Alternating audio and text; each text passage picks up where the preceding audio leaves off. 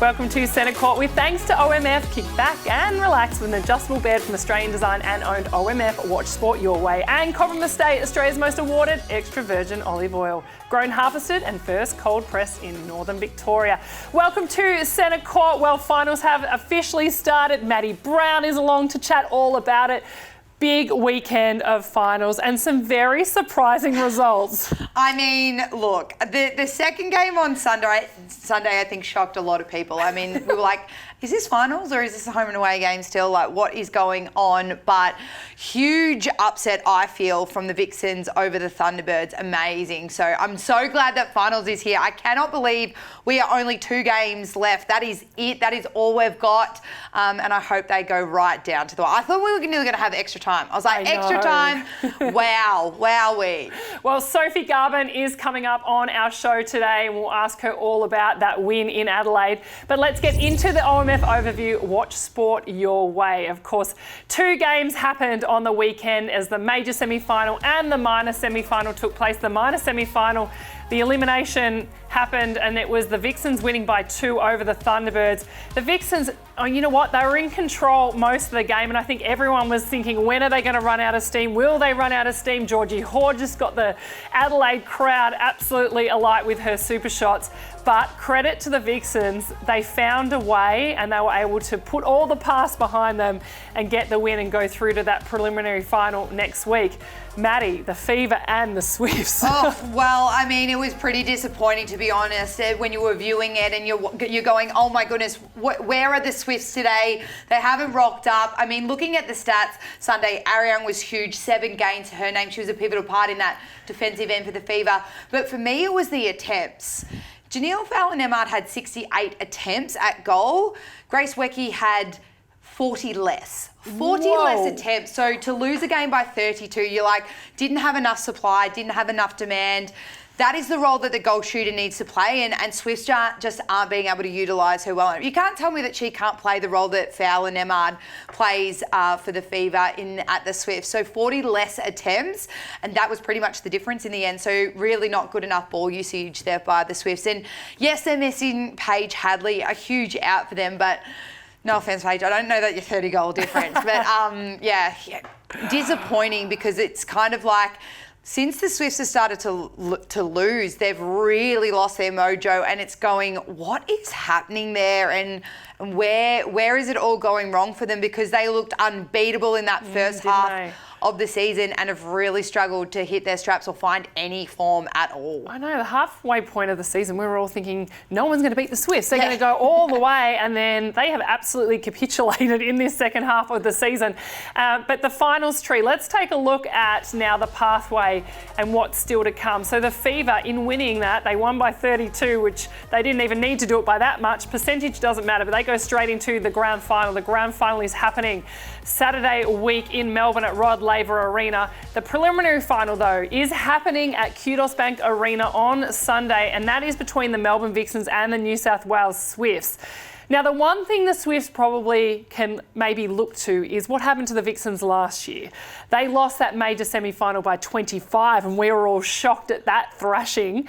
And then the Vixens were able to come back, win the preliminary final, and then get into the grand final, and they only lost by 2 to the Thunderbirds in that grand final after the 25-goal loss in the semi. So I wonder if the Swifts will be looking at what happened to the Vixens last season, potentially to find some inspiration. Yeah, and I think first and foremost, Swifts need to look at their own game. And as I mentioned before, like with those stats, they need to be able to use the ball a lot better than they have been. If you're getting every second centre pass and one team's getting 40 more attempts than you just in one shooting position, like you've got to handle it way better than that. You don't even have to get any gained ball. You just got to use the ball that you do get way better than you have been. Hadley, I'm interested to see whether she can come back. We've heard the lower leg. We know that it's obviously her foot. We've seen her in a moon boot. You know, one last crack, but then you're like, well, if they do get through, does that rule her out for the week after? Like, I guess big decisions. Yeah, I mean, it's like, where's her load management at? And the Vixens, I mean, credit to them. I know that they're playing for probably a lot more than just their own seasons, but for Simone McInnes, it's her last season. She just continues to find a way to win. So I'm interested to see how this goes, but we even spoke about, off air, the barometer in Kira Austin. She is huge for their success. When she is firing, Vixens fire down that attack end. I was really impressed with Sophie Garbin's role. Not anything fancy, but just played a solid role. And Kate Eddy, I mean, she has been exceptional down that defence end.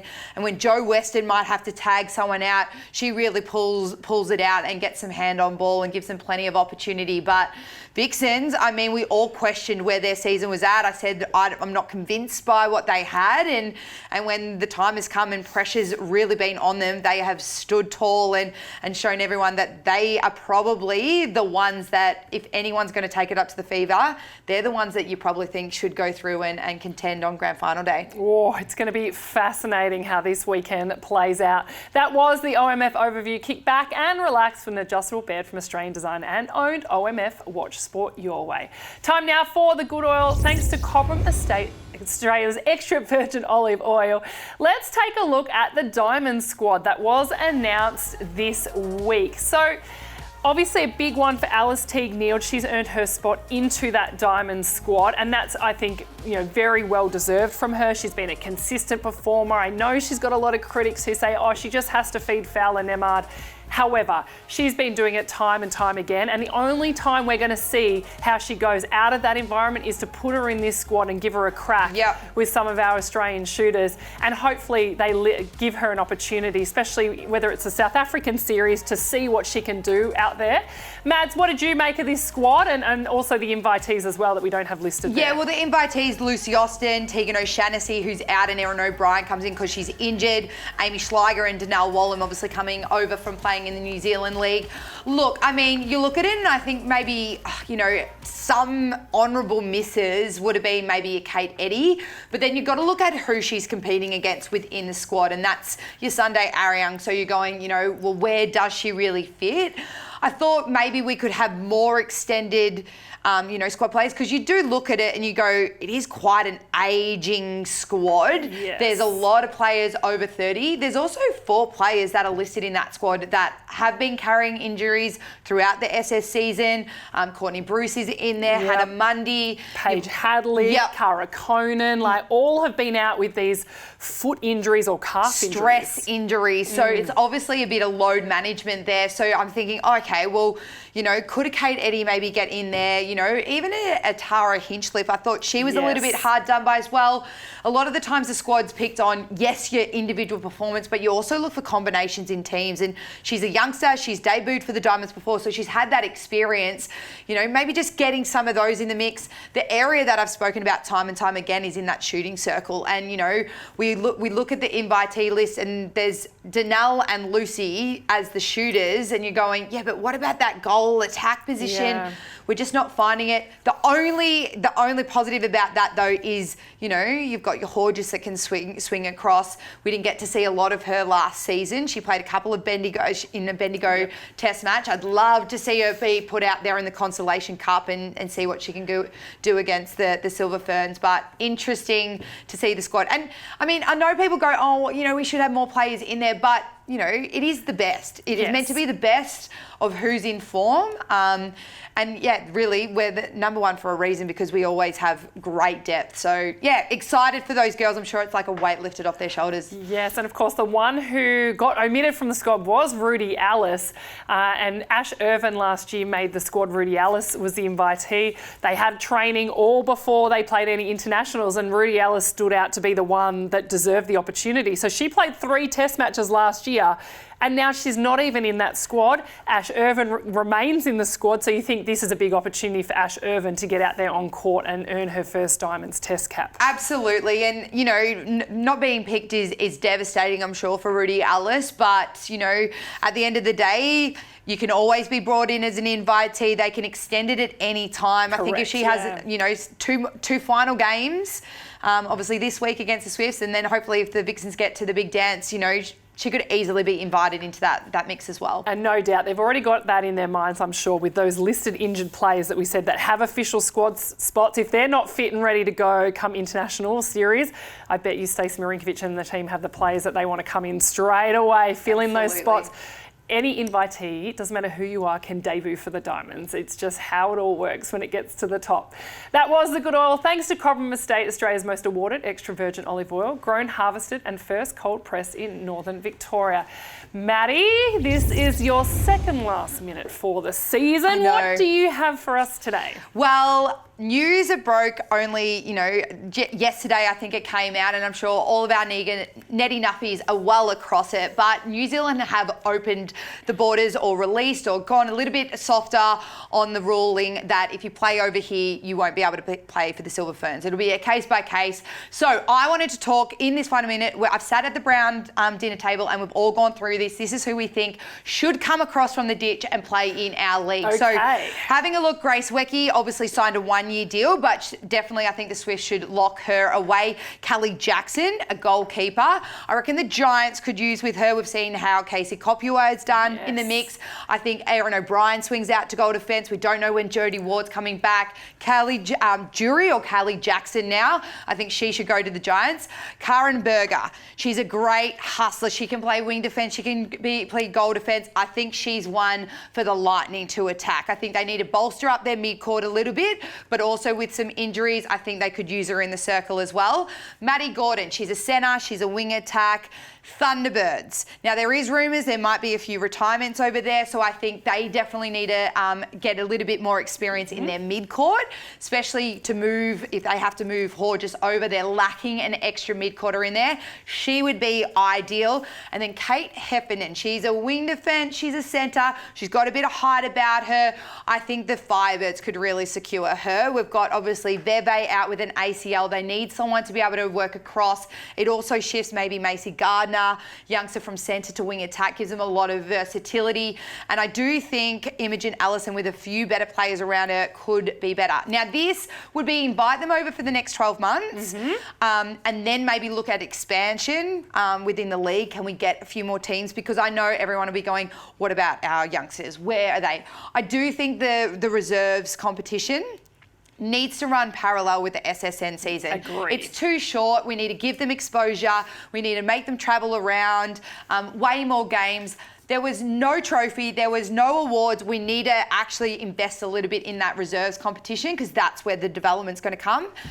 The reason teams don't pick them just yet is they're just not ready. And netball's very different to, say, footy. You've got to be in the premiership window every single year. You can't build a 5-year plan. It's now win, build the success, get players to stay. So that's what I'm saying. When the New Zealand borders open, they're the ones we should go for. They should come over into the league. I think it'd bolster up a lot of those teams. Well, do you know what? I love the conversation that happens around the Brown family table at dinner. Shout out to Chris and Kelsey for helping put all that together. But if we talk about that too, the reserves competition, Lucy Austin, who is in that Aussie squad, she would not have had any game time anywhere if that competition didn't exist. Correct. So I think we need to invest in that and go, all right, we need to be a little bit more, like expose them to like SSN stadium games. You know, if you've got the 5 o'clock game, they play the 7 o'clock after. If it's the 7 o'clock game, they play the, the curtain raiser before. Get eyeballs on these youngsters, get them out there, get them exposed to that stadium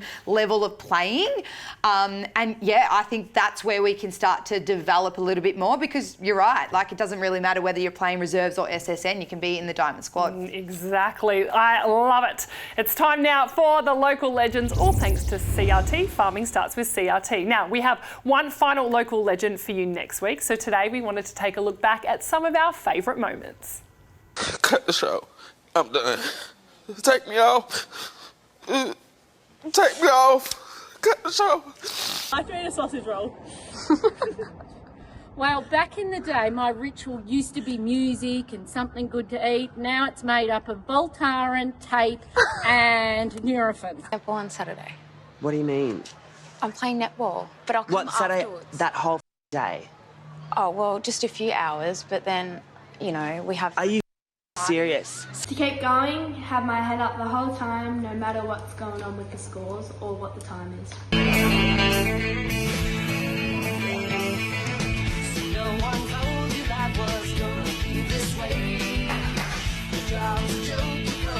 Actually came prepared for this because I rate shower caps. They are the best thing for shoes. So, like, if you have your runners or your slides and you chuck them in your bag.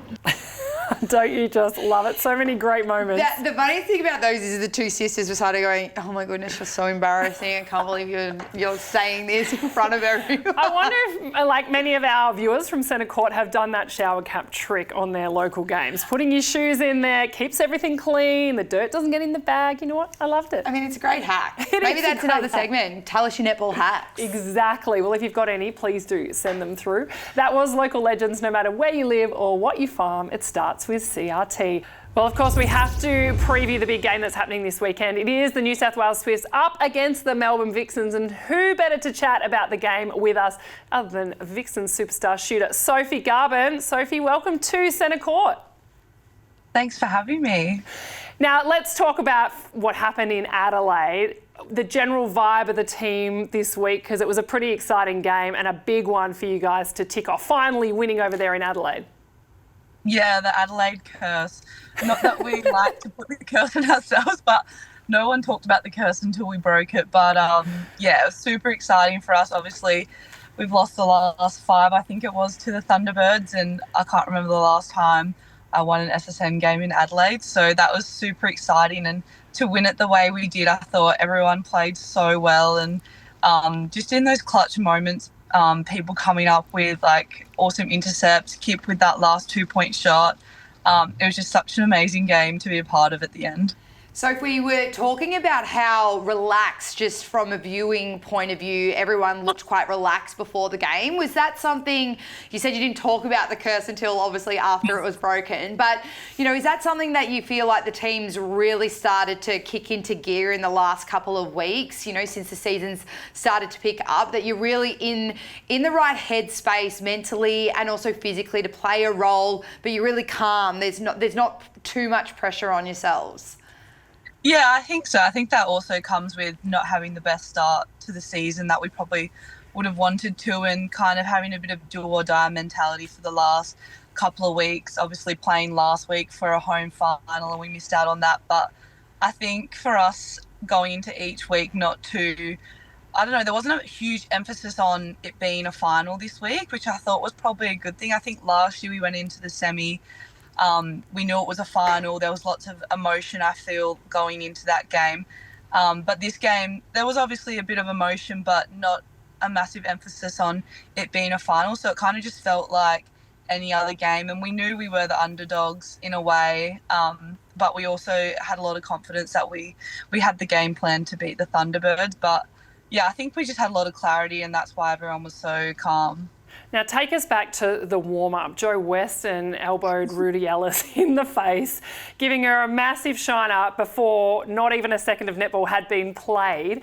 What was the team chat and with Simone around, would she be able to get out there on court? We could see her go off and get, you know, her concussion test and all of that done. Were there moments where you thought she wouldn't even be able to take the court in goalkeeper?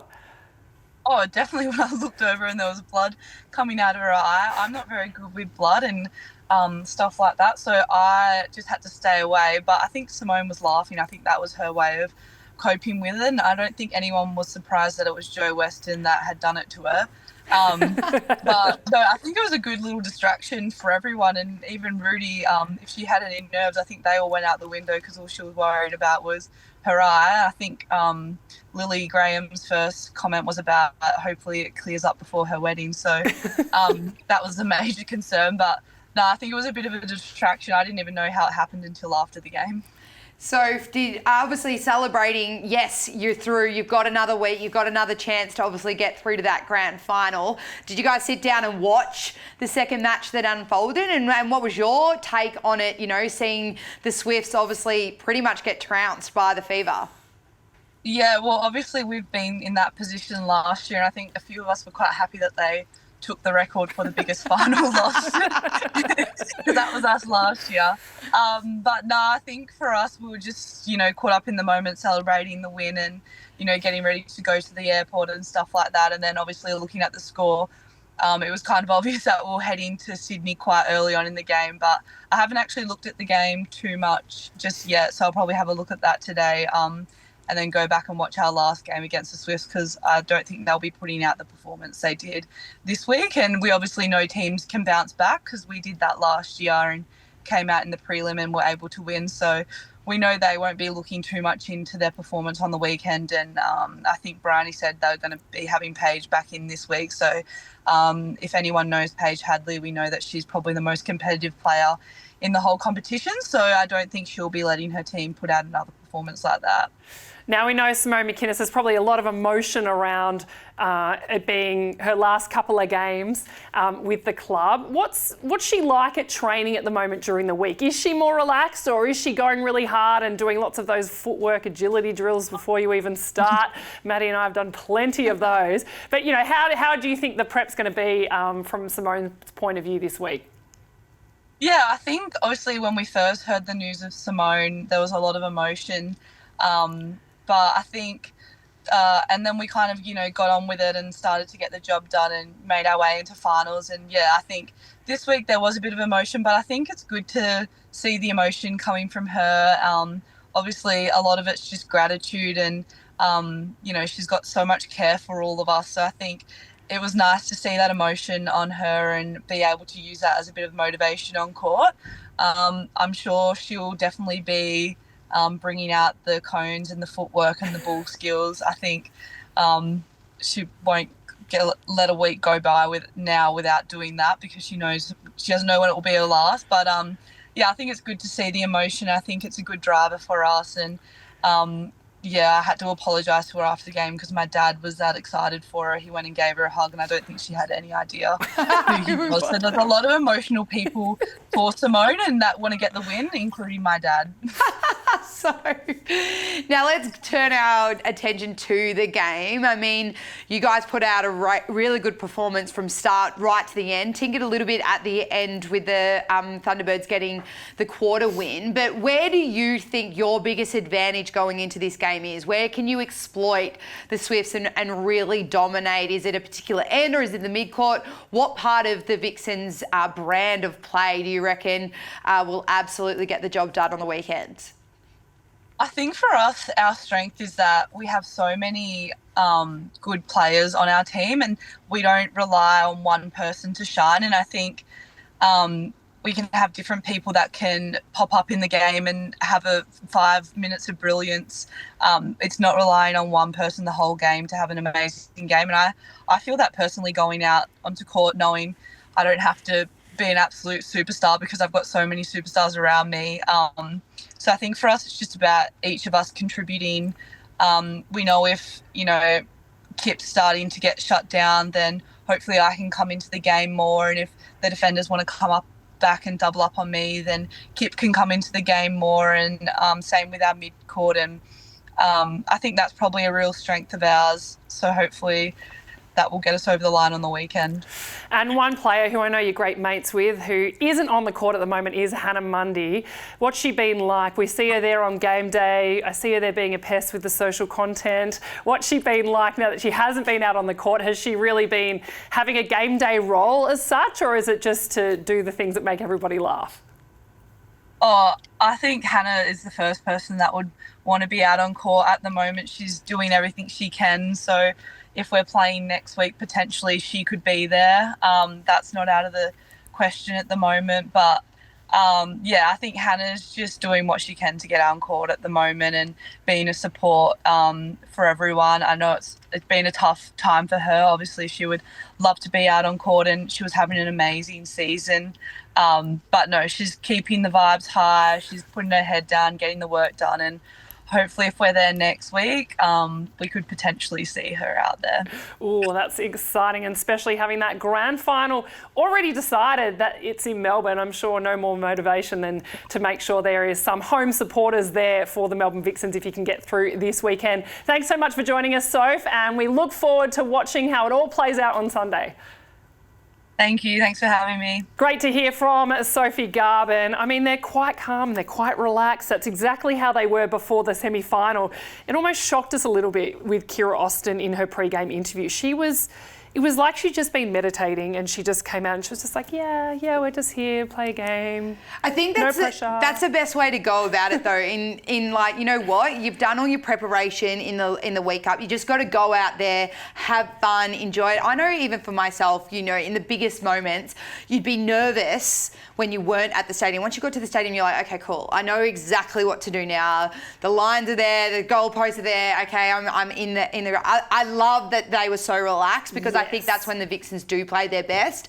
And usually they've had so much pressure on them, you know, with a bit of a target on their back. So they've really got nothing to lose, and you can just see them playing with that freedom. Yep, they weren't buying into the curse or anything that we were all banging on about on commentary about how hard it has been for the Vixens to win in Adelaide. They just went and got the job done. So, Maddie, when we look at the Swifts and the Vixens, these two obviously huge traditional rivals. We've both been a part of these games before.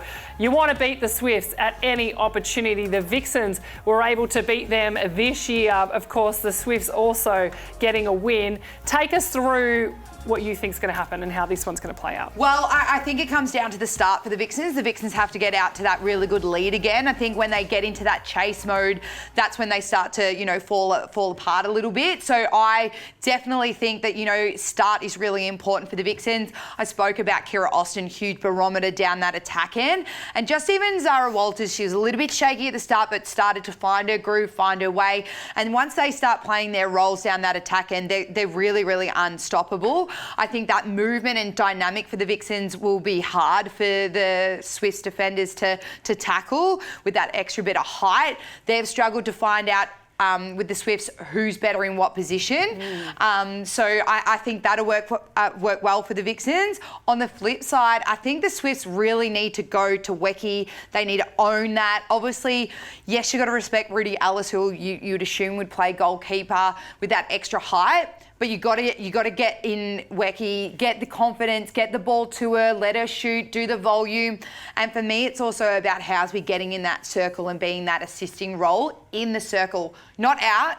In. You got to dominate in. She's got to have that triple double, which is what Kira Austin will be aiming for as well. So yeah, they're the two ends for me, and that's where I think it's going to be won. Well, it's time now for Strutty's Social Scoop, Strutty's netball apparel design for the next generation of superstars. Style meets performance at struttys.com.au. Now, this week we have a question from Alex. Thanks, Alex, for sending it in. And it's a really interesting one. Who is getting SSN Rookie of the Year? Well, I mean, this made me have to rack my brain because I was like, who's been a rookie? We've had so many training partners coming into the mix. I think there's a few that you could probably go for. I think a Jessie Grenvold. I mean, yes, she's been a training partner. She came in. She definitely, I think, should be on the signing table right now for the Mavs, a must to get into their team.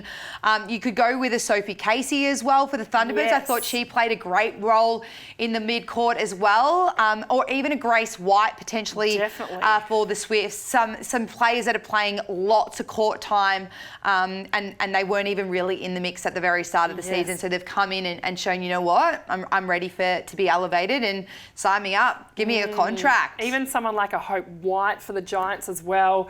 And if we've missed anyone who you think should be Rookie of the Year, make sure you let us know. But Mads, I think I'm going to go with your first one. I reckon Jessie Grenvold has been phenomenal. If she is not signed on a contracted 10 next year, then teams, coaches, you're crazy. Yeah. She needs to be on a list, and you know, you think Mavericks would have snapped her up by now.